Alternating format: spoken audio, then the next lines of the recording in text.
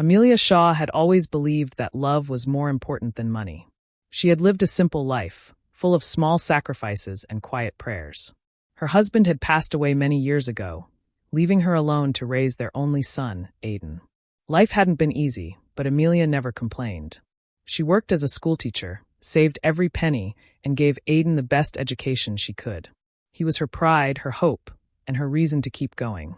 Over the years, Aiden grew into a successful man. He got a good job, bought a beautiful house, and married Naomi, a woman from a wealthy family.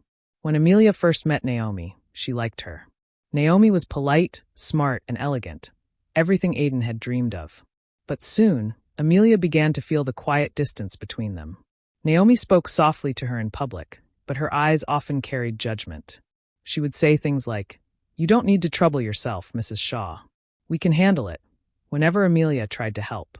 Amelia wasn't blind to it. She could see that Naomi felt embarrassed by her simple clothes, her plain ways, her gentle voice. But Amelia told herself it didn't matter. She didn't want to cause trouble between her son and his wife. So she smiled, stayed calm, and quietly stepped back. One afternoon, Naomi came to visit her mother-in-law. She sat on the couch with a bright smile and said, "Amelia, we're hosting a charity event next weekend. It's going to be huge. The mayor, business leaders, everyone important will be there."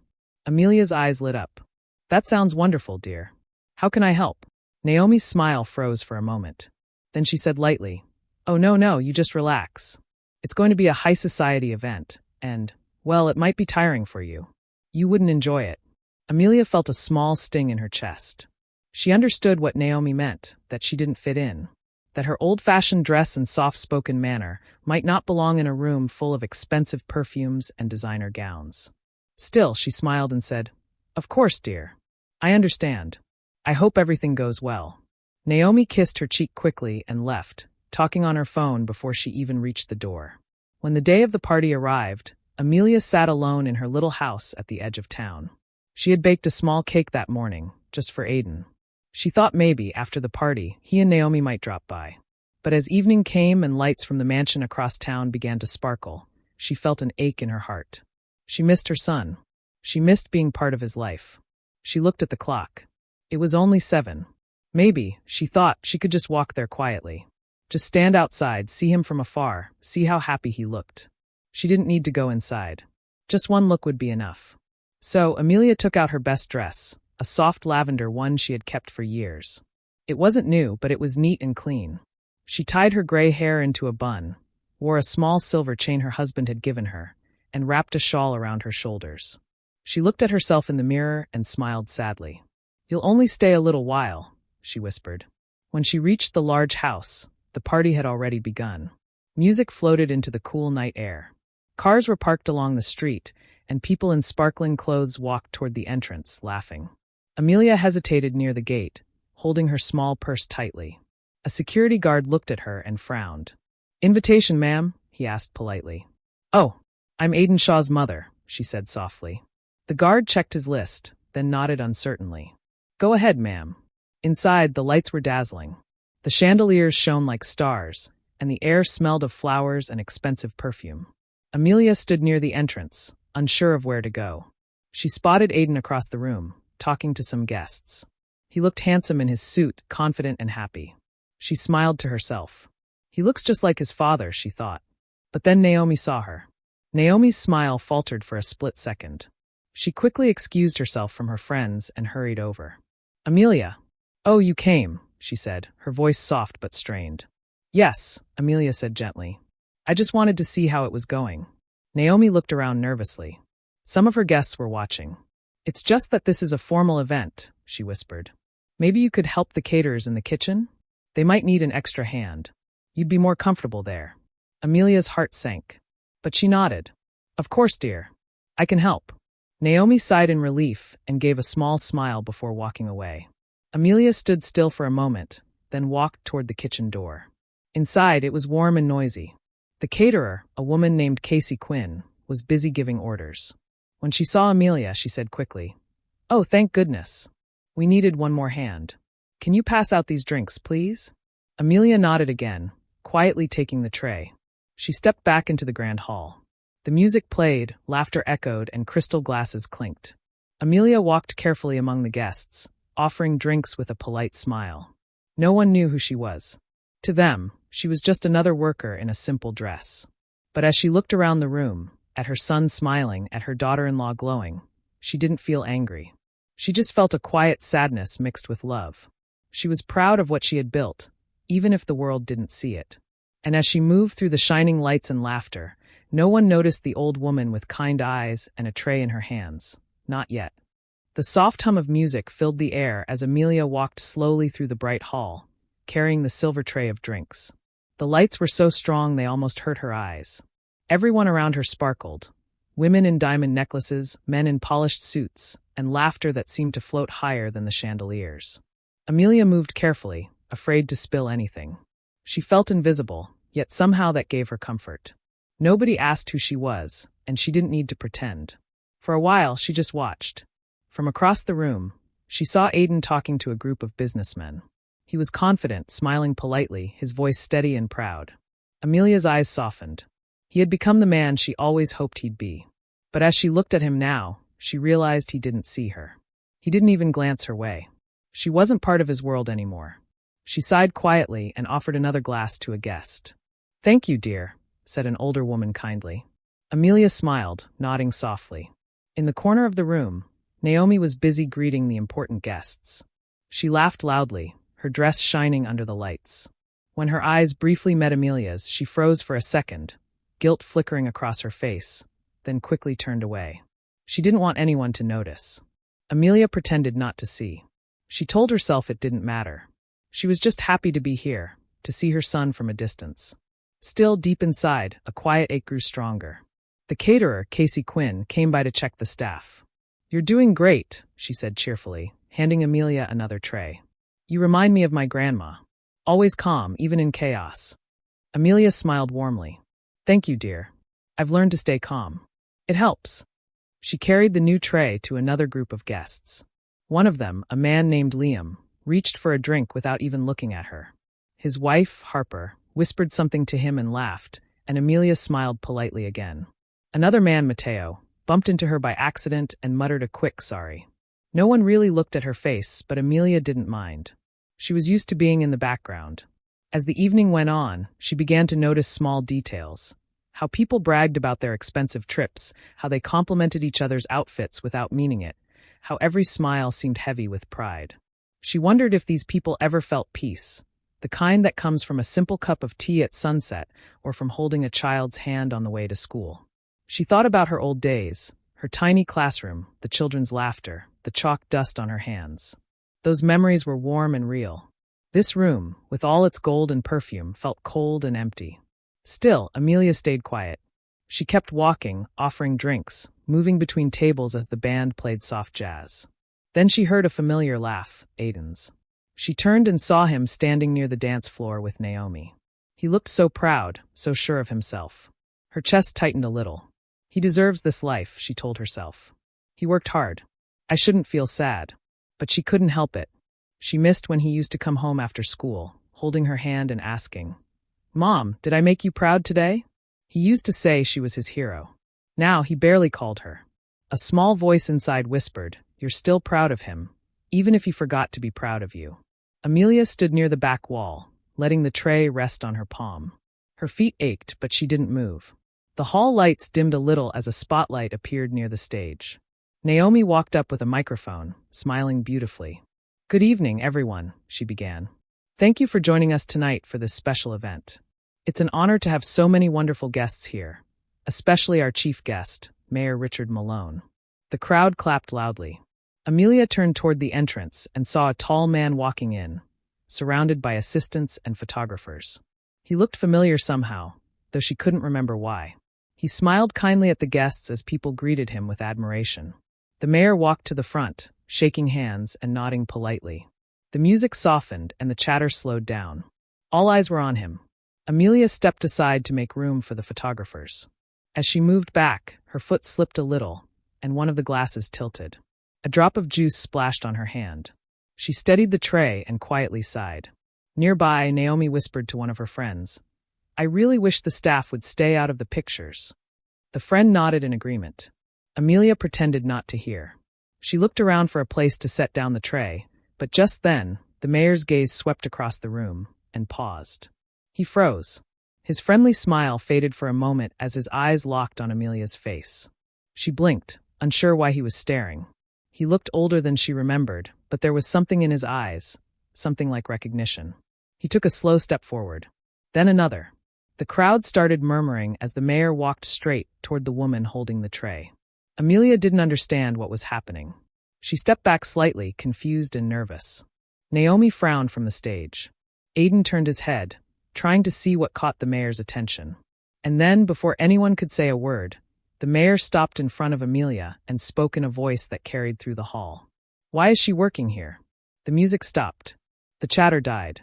Dozens of eyes turned toward Amelia, who stood frozen with the tray trembling in her hands. The entire room fell silent. Naomi's smile vanished. Aiden's jaw dropped slightly.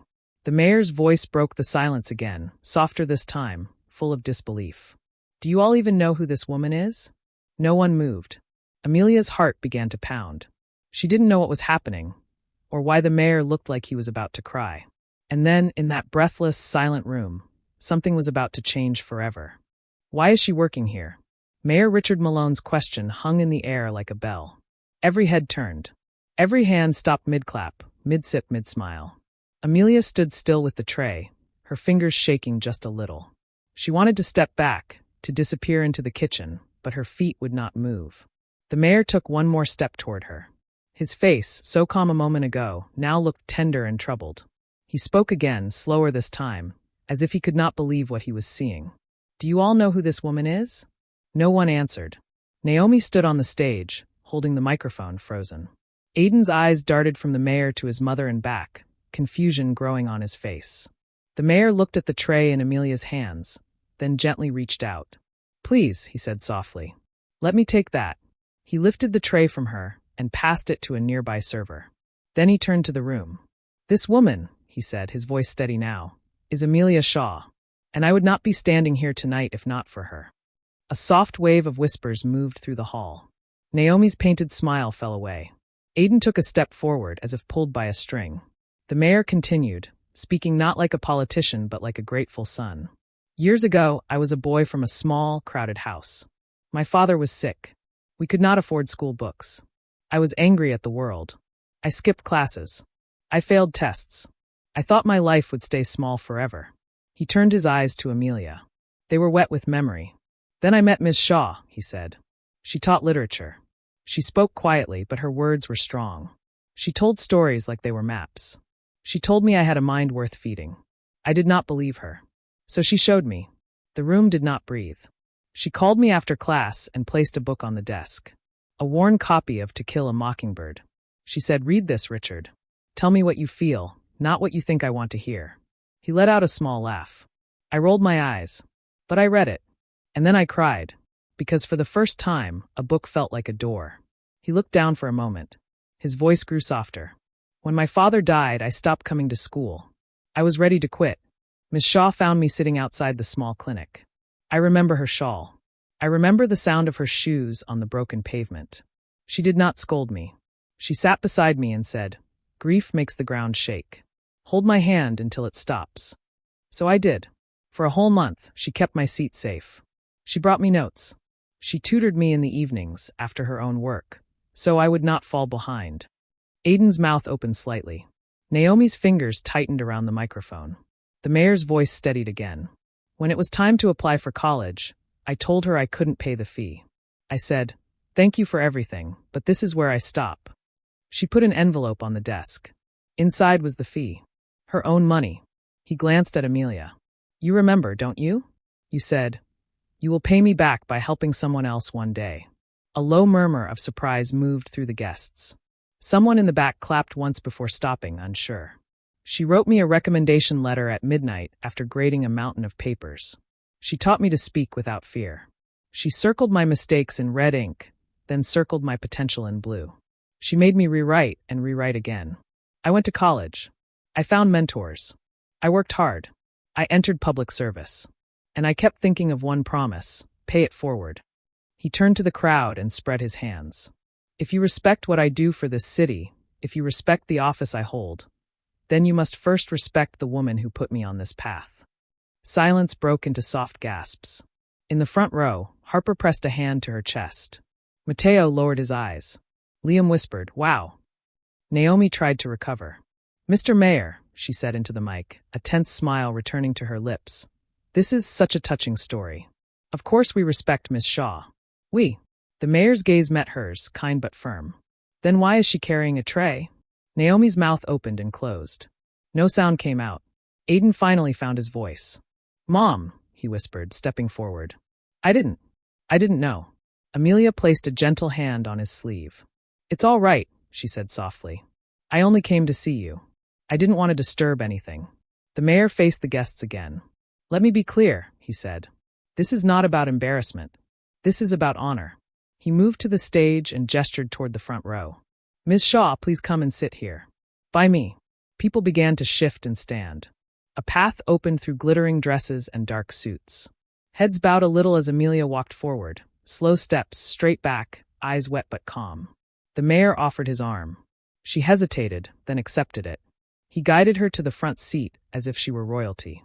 Before she sat, he lifted the microphone and spoke once more. "I was going to give a speech tonight about charity, about how we must lift each other. But I think the lesson is already here." He looked at Amelia with a tender smile. "She lifted me first." A soft, honest applause began, unsure at first, then growing, then filling the hall like rain at last after a long dry season. Some guests stood. Others wiped their eyes. Casey, the caterer, clapped the loudest, her face bright with pride. Naomi stared at the scene, her cheeks losing color. She looked at Amelia, then at the mayor, then at the guests watching her. Shame rose to her eyes like heat. She took a small step back. The microphone shook in her hand. Aiden reached the front and leaned close to his mother. "Forgive me," he whispered. "I should have protected you. I should have seen you." Amelia touched his cheek, gentle as always. "I saw you," she said. That was enough. The mayor cleared his throat. "One more thing," he added. "I carry something because of Miss Shaw." He took a thin, folded paper from his wallet. Time had made it soft at the edges. "Her first note to me. It says, 'Your life is bigger than your fear.' I read it before every hard decision." A hush fell again. Amelia blinked back tears. "I wrote that?" she asked, almost laughing through her breath. "You did," he said. "And you lived it. Quietly." He turned to the band.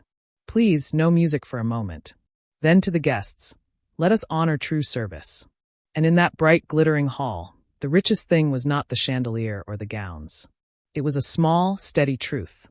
A teacher's quiet love had changed a boy's future, and the boy had grown into a man who did not forget. As the applause faded, the night held its breath again. Naomi stared down at the floor, fighting tears. The mayor signaled for a chair beside him.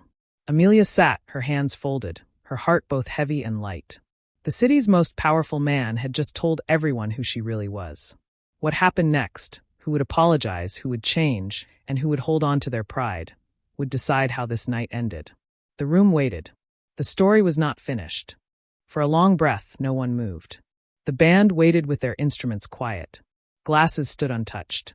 All eyes were on Amelia, seated beside the mayor like a gentle queen who never asked for a crown. Naomi stepped down from the stage.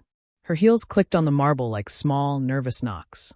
She stopped in front of Amelia and tried to speak, but the words tangled. I wanted everything to look perfect tonight," she whispered. "I forgot what perfect really means." Her eyes were wet now. "I was wrong. I'm so sorry." Amelia looked up at her, tired, kind, steady.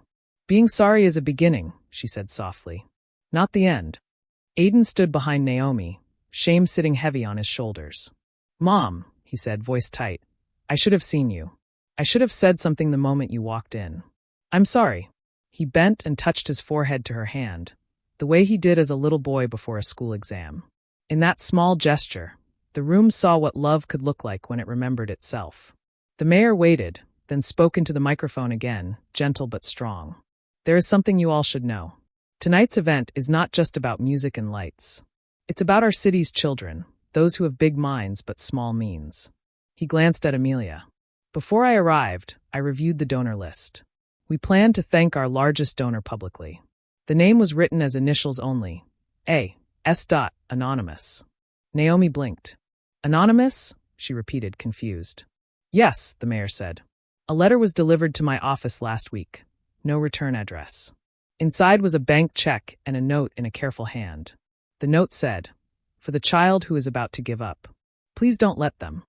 It was signed with the same initials, A.S. A murmur rippled through the guests. Liam leaned forward. Harper covered her mouth. Mateo whispered, "No way." The mayor reached into his wallet and unfolded a thin, old paper, the note he had shown earlier. He held it flat and looked at Amelia. "When I saw Miss Shaw just now," he said, "I recognized the handwriting. It's the same hand that wrote me years ago. Your life is bigger than your fear." He turned the microphone away a little, his voice softening. "It was you, wasn't it?" Amelia's eyes widened, surprised and almost shy. She shook her head at first, as if the kindness should stay hidden. But truth has a way of asking to be seen. She took a breath. "I sold a few things," she said quietly. "Old jewelry. A little savings. It isn't much." The mayor smiled, full of pride and sadness together. "It is not a little. It is the largest gift we have received for this program." He lifted his head to the room. "The biggest donation tonight came from the woman some of you did not think belonged in this room." For a second, the hall went still, and then the applause rose again, stronger, clearer, washing away the earlier silence like a tide. Casey, the caterer, wiped her eyes with her sleeve and clapped hard. The band members clapped too, their instruments forgotten. Naomi's face crumpled. She turned to the guests, then to Amelia. "I tried so hard to look important," she said, voice breaking. "You were important the whole time." She sank to one knee beside Amelia's chair. "Please forgive me. Not because people are watching," she added, glancing around, "but because I was wrong even when no one was." Amelia touched her shoulder. "Get up, child," she said, guiding her gently. "We will do better together." Aiden slipped his arm around Naomi and faced the room. "From this moment," he said, steady now, "my mother is not just welcome in our home, she leads it. And I will put my money where my mouth is." He turned to the mayor. "I will match her donation. Not for a photo. For the next boy who thinks the door is closed." A small cheer broke out. The mayor nodded, pleased. Spoken like a son raised by a teacher. He turned back to the microphone. "I came here planning to give a speech. I will give something else instead." He faced Amelia. "Ms. Shaw, our city is launching a Literacy and Hope Council to guide scholarships, teacher support, and after-school reading rooms.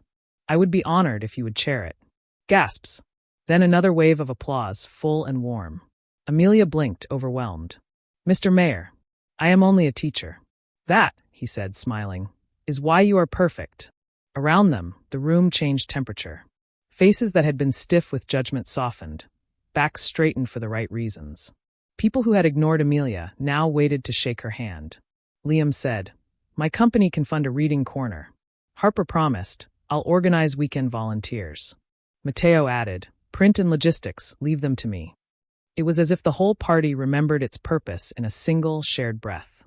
Naomi turned to the staff lined along the wall, the same people she had wanted out of the photos. "Please," she said to Casey and the servers, "join us for a picture. This night exists because of your work." Casey hesitated, then nodded, smiling through tears.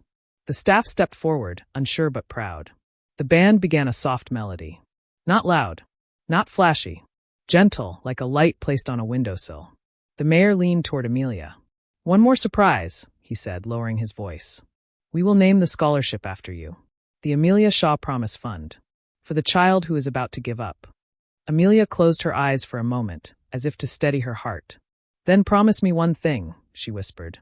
"Every child who receives it must write one letter to someone who helped them. Gratitude should keep walking." "It will," he said. A photographer called for attention. "Everyone, please. One picture." People gathered, guests, staff, the mayor, Naomi and Aiden beside Amelia. The flash went off. For once, the brightest light in the room was on the right person. After the photo, Naomi turned to Amelia again. "I can't fix today in 1 minute," she said, voice small but honest. "But I can start tomorrow morning. Breakfast at our house? I'll cook. You can teach me to make that ginger tea Aiden loves." Amelia's smile was soft and real. "Tomorrow morning," she agreed. The party did not feel like a show anymore. It felt like the beginning of work that mattered. People talked in smaller circles now, about books, about schools, about letters they had never written and would now write. The mayor's assistants took notes. Casey made a list of leftover food to send to the night shelter. Liam promised trucks. Harper offered blankets. Mateo volunteered his weekend. As the doors opened to the cool night and the stars sat quietly above the city, Amelia stood by the exit with Aiden and Naomi. Guests came one by one to thank her. Some apologized. Some simply squeezed her hand. She answered each with the same gentle nod. When the last guest had left, the hall was quieter than it had been all day. Aiden picked up the abandoned tray and set it on a table. He looked at his mother. "No more trays for you," he said, half smiling, half crying. Amelia chuckled softly. "I carried heavier things," she said. "Tonight they feel lighter." Outside, the mayor's car waited. He paused at the door and looked back at her. "Ms. Shaw," he called, "you once told me to hold your hand until the ground stopped shaking." He lifted his palm in the air, warm and steady. "Tonight, let the city hold yours."